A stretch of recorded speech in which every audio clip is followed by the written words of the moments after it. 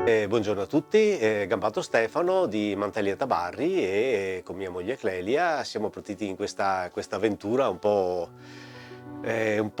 doverosa, diciamo. Siamo partiti come storia nostra perché facciamo rievocazione storica. Fai le cose per noi, fai le cose per gli amici, fai le cose per i conoscenti. Siamo arrivati a fare mantelli anche per gruppi molto importanti di rievocazione.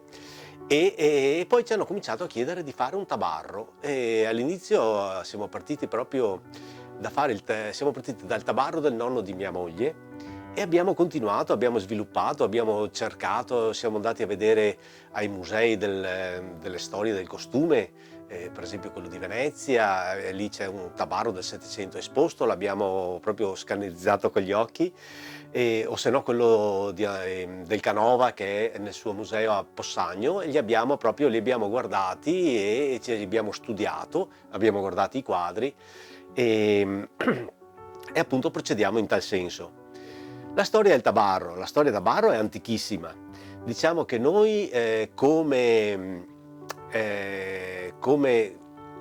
proprio parola tabarro, perché qualsiasi coperta buttata addosso è un mantello, come parola tabarro l'abbiamo trovata prima in un elenco di un'eredità del 1200 circa, dove si parlava di un tabarro lasciato in eredità foderato di scoiattolo sostanzialmente. E poi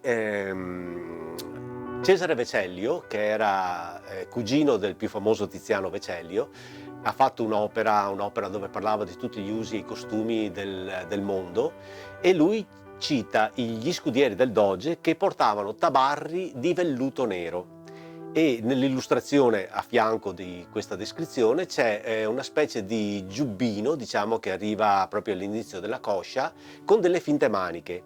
Quindi vediamo che proprio la definizione tabarro nell'arco della storia è cambiata abbastanza per arrivare a quella moderna dei giorni nostri.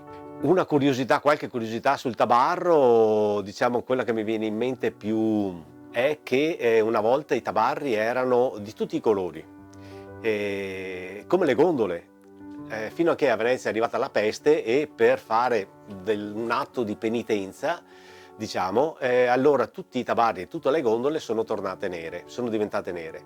Poi anche c'è da dire che il tabarro è un capo prettamente maschile, non solo, ma prettamente maschile, e a metà 800 è successo che è morto il marito della regina Vittoria in Inghilterra e praticamente tutti i gentiluomini d'Europa, per far vedere che avevano una qualche affinità con la casa reale inglese, si sono messi a lutto, sono vestiti di nero ed è da quella volta che ancora oggi l'abito formale di un uomo è nero e da quella volta i tabari sono stati prettamente neri.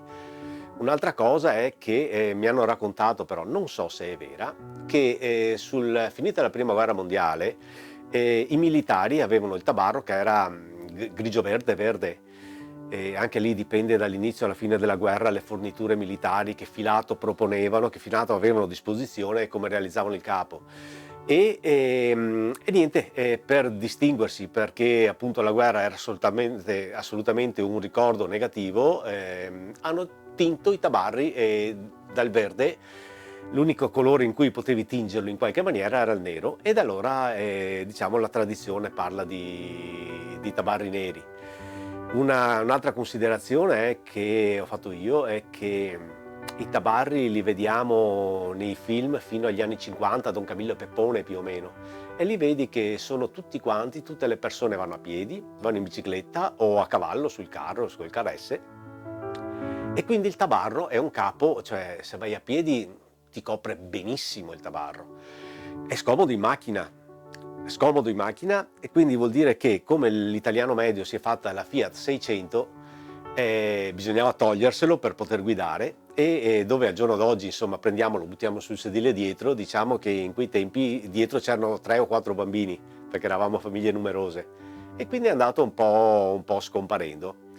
Adesso io mi auguro che non torni mai di moda, perché moda sono i jeans strappati, cioè una cosa che vedi che hanno gli altri, che vuoi sentirti parte di un gruppo e li porti, però non ha tutta questa utilità. Il tabarro è eleganza, il tabarro è stile, è un'altra cosa, è un piano più su, diciamo.